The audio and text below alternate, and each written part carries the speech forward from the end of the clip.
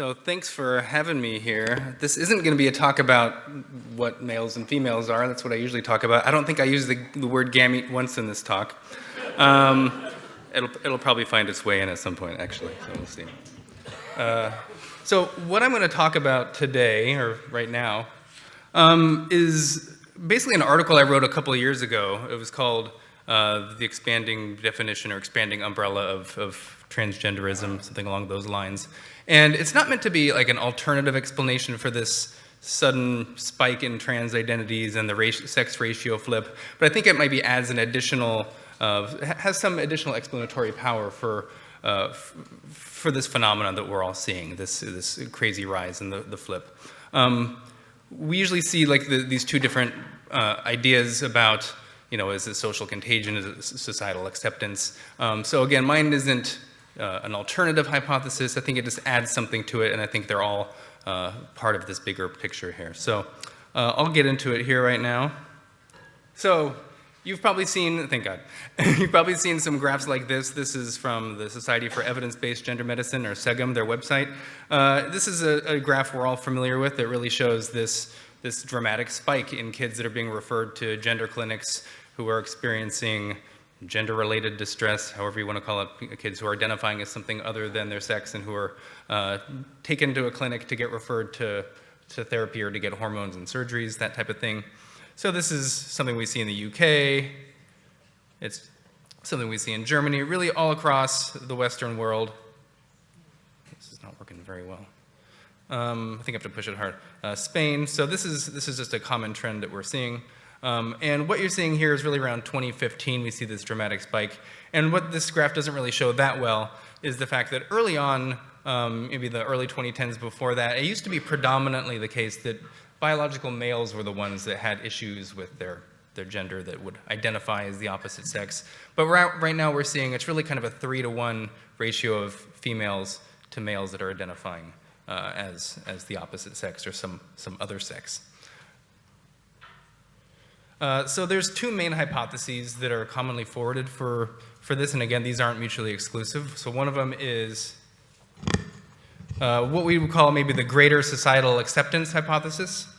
This is something that the activists tend to use more. They like to have this idea of that, there were just a bunch of trans people who were in the closet, and kind of like the LGBT movement, gay rights, as society got more welcoming and open to people in same-sex marriages, people just felt more comfortable to come out and declare themselves to be gay. And there was even a campaign that, encouraged people to come out to, if everyone has a relative or a friend or someone that they know who's gay, it's kind of increases acceptance. And it really kind of had a snowballing effect of, just people getting out there. And I think we all kind of see now that it's been normalized, and, people either like that or don't.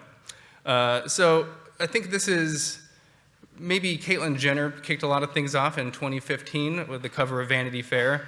So this is, a giant magazine. This is, maybe it's the social acceptance was there that got Caitlyn to be there, but having this individual just on the front cover of magazines really just made it so it was just in the public sphere. Okay, this is 2015. Also in 2015, we had I Am Jazz on TLC that got released. This is a little boy who talks about having a girl brain and a boy body, and we all got to witness this boy get transitioned on mainstream television in front of our eyes. Actually had bottom surgery, was originally scheduled for 16, which apparently that never happens, but it ended up happening at 17. So also 2015. And then since then, we've seen this, this widespread embrace of trans rights. We see all these demonstrations of trans rights, those types of things. Also, interestingly, in 2015 is when they had that Nature Sex Redefined paper that suddenly said that biologists think that sex is a spectrum now. We don't really think it's just males and females. And 2015 was also when gay marriage was legalized federally. So we see a trend here that all of this focus that was on the gay movement, suddenly they achieved their rights, and all this funding was just shunted into this single issue, which took us all by surprise and left us all scrambling in 2016 to find out what's even going on, because they all had all the documents ready to go and all the talking points. And now we have a conference like this. This wouldn't have been even thinkable 6 years ago. So we've come a long way and we're catching up. So the other hypothesis, probably popularized by Abigail Schreier in her book Irreversible Damage, but really proposed, I think, by Lisa Lippman. So this idea of social contagion, which is pretty straightforward. You have a newly minted they, them, or Zer. They go into their friend circle. They're hip, they're cool, they're dressed and funky. They influence their friends to do similarly or take on these identities, or it just sort of rubs off on them because we're social creatures and we tend to imitate people we find charismatic. This just spreads until you get this sort of mass movement of people who are suddenly identifying as something other than their sex. So this is actually usually what people go to when they want to explain why the sex ratio flipped, because things like social contagion tend to proliferate and move more quickly through females than males. So this is the usual explanation, the go-to explanation for the sex ratio flip, although I don't think it's the entire story. I think something we're leaving off in these conversations is this idea of concept creep. So this is, I guess, my contribution to this. Again, it's not mutually exclusive. I think it's just an additional layer on top of this whole thing of people seeing, trans-identified people in the media and wanting to come out, and the social contagion aspect. Concept creep has to do with, you originally have this kind of concrete definition of something when it's first defined, and then over time, this is probably most happens with things like diagnoses. Over time, the more things are kind of added to this diagnosis, where, I usually think of things like post-traumatic stress disorder. This used to be shell shock. This used to be, soldiers coming back from war, just shells of themselves after the horrors that they witnessed, and, affects their lives and they can't work. And now this is kind of expanded to just any legacy of that's influencing you from your past now. People just, I was grounded by my parents a lot, and it's left me I'm traumatized by these types of things. We see maybe expanding definitions. I see maybe in racism before it was overt, lynchings and things like that, and now it's kind of microaggressions, and there's racism in every interaction, and it's not enough to say whether racism occurred, but how did it exist. So we can just see how the concepts just become so expanded as to be almost meaningless.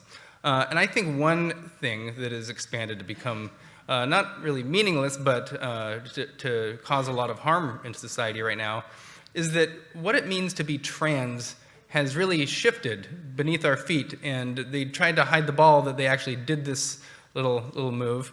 But they have redefined what it means to be trans. So I hope to convince you of that and show you the implications of this redefining. So trans used to mean transsexual.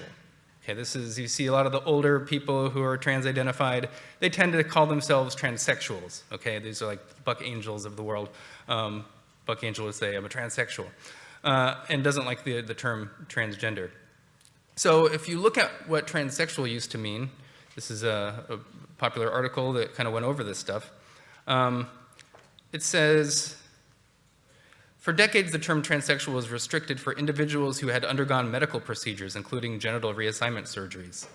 Okay, then it says, nowadays, transsexual refers to anyone who has gender identity that is incongruent with the sex assigned at birth, and therefore is currently or is working towards living as a member of the sex other than that they were assigned at birth. So this is kind of how I refer to people as trans. This is what I think trans should mean, is maybe people who've actually taken medical steps to appear as the opposite sex. It's a process. It's not merely an identity. You can't just be trans. You're not born trans. Trans is, it's a transition of some sort. Of course, you can't literally transition to the opposite sex, but at least there's like a medical, taking medical steps to augment your body in some way. That to me makes sense maybe for the word trans. And that's what it used to mean. And I think that's something we can all wrap our heads around. Then they say here in 1990s, we kind of switched to the word transgender all of a sudden. And listen to how expansive this definition of transgender is. Used primarily as an umbrella term, and we'll see this umbrella term a lot. So a lot of the organizations are taking each other's notes and using their exact same language. Umbrella term to describe those people who defy societal expectations and assumptions regarding gender. It includes people who are transsexual and intersex, so all intersex people are now transgender, but it also includes those who identify outside the female-male binary. I thought we were talking about gender, now we're talking about sex, that's weird. And those whose gender expression and behavior differs from societal expectations. Like, just dwell on that for a second, how incredibly broad that is. We'll go into a little bit more here. So again, and those whose gender expression and behavior differs from social expectations. Okay, so this would really, well, it's a social expectation of males to be attracted to females. So this means that all gay people now are trans and therefore no longer gay. Tomboys are now officially transgender. They're just boys. And so this is the implication of this. So this is actually really widespread. I like to usually look at how organizations are defining these terms. Like a lot of organizations like the HRC, WPATH, they'll have like a glossary of terms in the back of their pamphlets, the standards of care that they put out. And it's really useful just to go through these glossaries because it sees how they're thinking about this and whether there's internal consistency to their ideology or if it's all just complete nonsense. It's usually sort of a combination of both, I'll be honest. So we'll start with Planned Parenthood. They're good because they speak in plain English about what they believe, and it's very revealing. And they're good for understanding the sort of ideological underpinnings behind how they view sex and gender. So we'll start with gender. They say, gender is much more complex than sex. It's a social and legal status, and then they say it's a set of expectations from society about behaviors, characteristics, and thoughts. And then they say it's more about how you're expected to act because of your sex. So that's what they mean by gender. And then there's the idea of the gender binary. So this is not to be confused with the sex binary. As a biologist, I would say this has to, I'm going to say gametes. It refers to, sperm or ova, the differences in the gametes, and there's only two, so there's only two sexes. That's what I mean by the sex binary. Activists, when they talk about the sex binary, they think it's this heterosexual, patriarchal, colonialist thing that we're inflicting on people to conform them into these boxes and maintain our power. That's kind of how they would describe it. But when they say gender binary, they're not really talking about biological sex. They're talking about the social roles and expectations that society puts on people based on their perceived sex, I guess is the best way to say that. So they would say that the total maximum stereotype of femininity, that is what we call woman. The maximal stereotype of masculinity is what we call men. And then they point out that, well, some people are actually kind of in between there somewhere. And so these are the non-binary people. And so they really are just defining man and woman by stereotypes themselves. And this is where we get the non-binary thing. This, to me, non-binary really gives up the whole ideological, if you look under the hood, it's like, oh, it's all based on stereotypes. Because they say, non-binary, it's a continuum or spectrum of gender identities and expressions, often based on the rejection of the gender binary of man and woman based on feminine and masculine. So this is the ideological underpinning here. So that's Planned Parenthood. Let's look at the Human Rights Campaign, and let's look at just how transgender is defined here, because that's kind of what the main focus here is. So this is just straight from their website, just cut and pasted. An umbrella term for people whose gender identity this is that's really important, and/or expression is different from cultural expectations based on, they'd say sex assigned at birth, I would just say their sex. And then, so that's, Planned Parenthood and HRC. This is, I could go through the ACLU and other NGOs, they all use the same umbrella term for, they're just copying each other. And there's also legal reasons they use that I won't get into. So here's the American Psychological Association, so we're getting into some of the medical and scientific organizations. Transgender is an umbrella term for persons whose gender identity, gender expression, and they even go further, or behavior does not conform to that typically associated with the sex they were assigned at birth. Endocrine Society. These are the organizations that are creating all the standards of care and all that stuff. So this isn't just a couple, I'm not finding random things on the internet to find these definitions. This is literally everywhere. Endocrine Society, biggest endocrine organization in the world. Transgender, an umbrella term for people whose gender identity and/or expression differs from what is typically associated with their sex designated at birth. Not all seek treatment, apparently. So, American Psychiatric Association, again, same thing. It's non-medical, describing individuals whose gender identity, inner sense of gender, just to clarify, or gender expression, outward performance of gender differs from their sex to which they were assigned at birth. And they are really clear that when they talk about gender expressions, it's about traditional expectations. Okay, so if there was a society that had opposite expectations, you would be, I guess, trans in one society and not trans in another society. It depends. You can take a plane and it changes whether you're trans or not. So, yeah. Okay, so the main point here is I think this can explain, at least partly, why we have this giant spike in individuals who think that they're transgender, because if your expression or behavior is different from what is typically associated with your sex and you're transgender, well, this is a lot of people, okay? Well, a lot of people aren't just, you know, these paragons, these most masculine and most feminine. It's not just, you know, the Randy Macho Man Savages and like the Barbies. Like, there's women in the crowd who have short hair. There's, I don't know if some men have nail polish. We met someone when I was with Billboard Chris. Some guy had nail polish on. Like, these would be transgender people. All gay people are transgender people now. Tomboys, feminine boys are now transgender. And so if you just expand the definition to just encompass common sex nonconformity, of course you're going to get this massive influx of people who are suddenly thinking that they're transgender. And you know, this normally maybe wouldn't be a huge concern if it's just like, oh, these are just new terms for gender nonconformity. Unfortunately, though, there is a whole medical apparatus that begins to swing into motion once a kid declares themselves trans or is expressing some degree of confusion about this. And so it's not just, they're not just playing with words. Like, there's really big consequences for this new definition, this redefining of what it means to be trans. And so we're actually like applying this old medical intervention for people who, you know, there was better safeguarding in the past, to this new cohort of kids who are just normal kids, of kids who are just, maybe you're just a tomboy or you're a feminine male. We're now medicalizing this common sex nonconformity, which I think is a complete travesty. So, what about the sex ratio flip? Can this expanding definition of what it means to be trans explain why we have a flipped sex ratio? I think it can. So I wrote the article on my Substack about this a couple of years ago, and I had my conclusion. I think it was a good one, but I think I have another alternative that I'll present here as well for about the sex ratio flip, because I think it can be explained in two different things along with this expanding definition. So this is just a figure that I made. It's not from any scientific publication. It's just meant to show that, you know, there's a male and a female average in our sort of innate personality preferences and behavior. You can maybe think of this as the degree to which people conform to masculine and feminine stereotypes. We could say maybe we have femininity and masculinity, you know, from going left to right on the bottom on the x-axis, and then frequency. This is the prevalence in the population. What this is meant to show is that yeah, there's average differences between males and females in our general presentation, our expression, the things that we like. But there's also tremendous overlap in this distribution.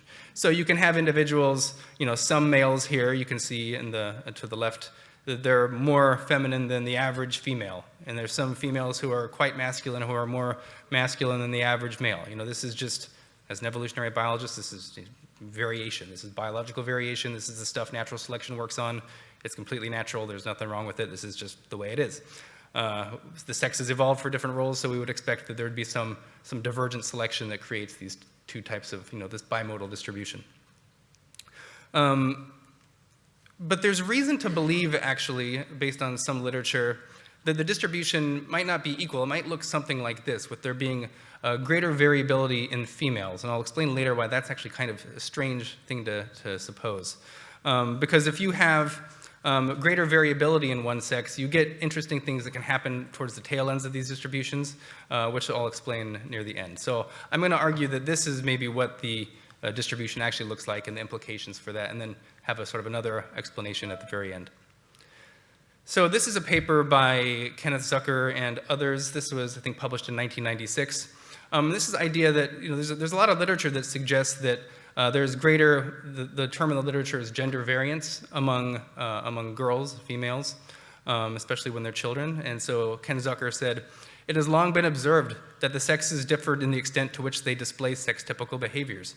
When there is significant in-sex variation, it is almost always the case that girls are more likely to engage in masculine behaviors than boys are likely to engage in feminine behaviors. Thus, the base rates for cross-gender behavior, at least within the range of normative variation, may well differ between the sexes." That's interesting. Is that true? We'll look at that a little bit more.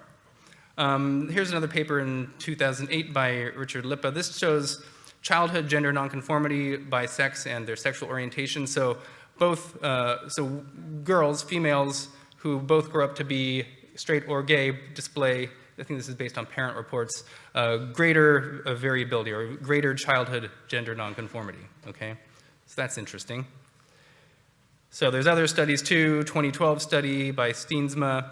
There was more, girls again had greater gender variance. Girls were nearly twice as likely to describe by their parents as having, of behaving like the opposite sex, and only girls were reported as having expressed a wish to be of the opposite sex. So here's two studies basically showing the same thing, that more gender nonconformity in girls, and again, and the girls in the study overwhelmingly expressed, a desire to be of the opposite sex compared to boys. So you don't need to look at the numbers too much, it just shows females are higher than the males. And this is one of the oldest study I could find that looked at this gender variance. This was 1956.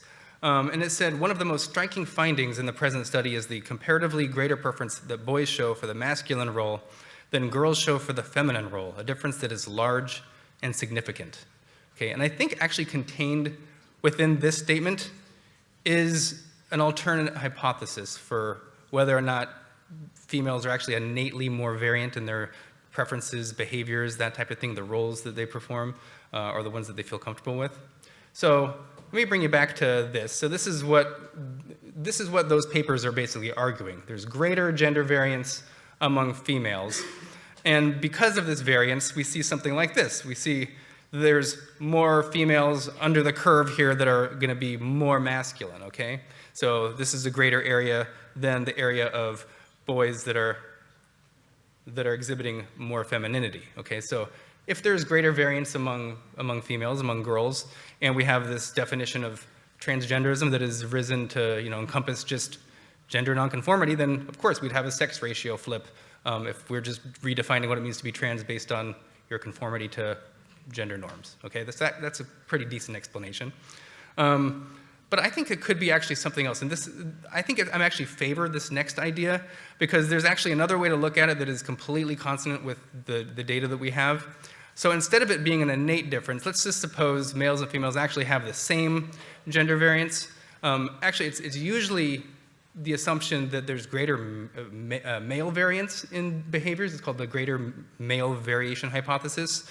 Has to do with, if we have, one X chromosome, so we don't have any other chromosome to balance out, so we have more genes get expressed by themselves than we have other genes to mask them. So we tend to have greater variability in male traits. This is true in humans. This is true among mammals generally, and even birds.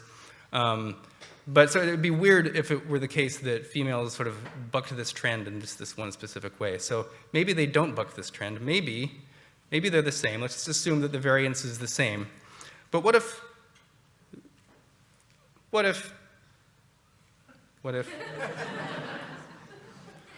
the social role itself that people are conditioned into are different? What if the female role, what if the performative femininity tends to be a more narrow and restricting stereotype? Okay, and I think a lot of women would maybe say this resonates with them. Because if you think about, men, they can wear a suit, they can be all polished and look really good, or they could just wake up out of bed and not do their hair and put on Axe body spray, and they're confronting the world, and no one would say oh, this is a very feminine man. They would, no, this is just. So masculinity kind of encompasses, a wide spectrum of behaviors, whereas femininity often is, or at least, the social expectations of femininity can be very restricting. It's, putting on makeup, it's shaving every hair on your body, it's, the style of dress that can be, high heels and things that might not be as comfortable. And so if it's true that you have, a smaller, more rigid social role that counts as being typically, stereotypically, traditionally feminine, well, it makes sense that a lot of women might feel uncomfortable adhering to those roles, especially maybe younger girls who are just, being conditioned into these roles, and they don't like them. They used to just sort of be able to behave like the boys did. And so if this is the case, so we have the female gender role here is more narrow, it's more sort of the extreme side of femininity in here, and we have the female role, or the male role that's more expansive, then the expanding definition of what it means to be trans is consonant with this as well, because you would have a higher proportion of females who are, uncomfortable with these rigid, stereotypes of what it means to be feminine. Then you would have, for males,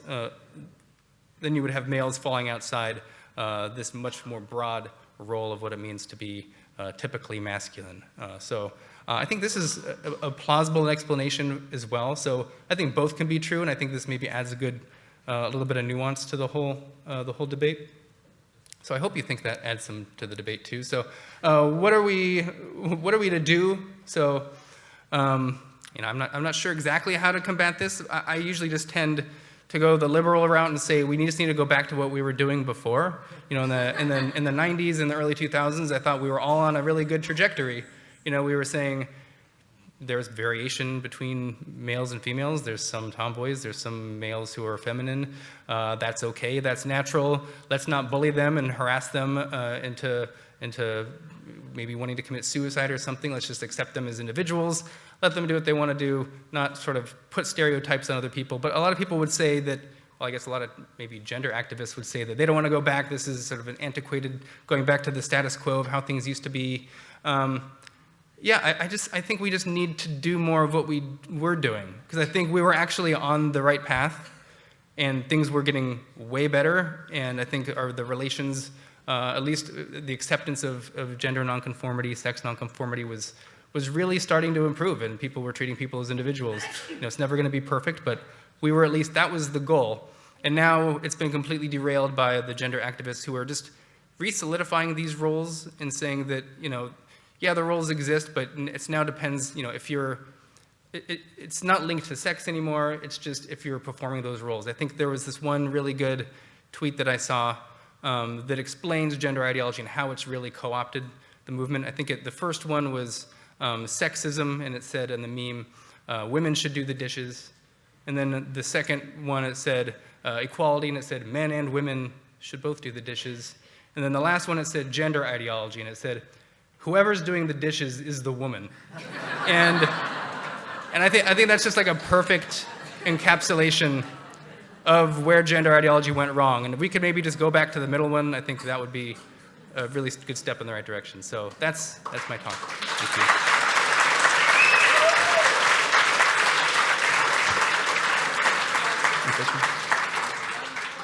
Hey, Colin, thank you so much. And this is also sort of a question for Helen as well. Every time I hear both of you speak and read what you write, I have the same thought of how do you stay so civil and patient when you just speak this wisdom that we should all understand by now, and it's met with obfuscation and hatred. How do you stay so calm and civil? Because I'm finding myself less and less able to be civil when I'm trying to talk sense to people. Yeah.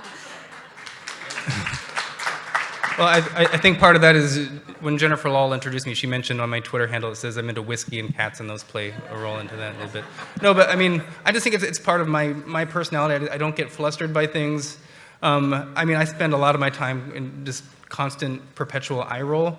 But I'm so inured to it at this point where, like, I don't know, it just doesn't faze me anymore. I can just ignore. I used to get, when I was in academia and people were coming after my job, like I would have panic attacks and things like that because, like, oh my, all 12 years of being a scientist is washed down the drain. But now that I can't actually really be canceled, that they don't try to cancel me anymore, and I don't feel that same anxiety of speaking about this. I don't get, flustered anymore on these topics, and I can look at a penile inversion therapy and I don't even flinch anymore. So I don't know if that's good, but anyway, whiskey and cats, that's the solution.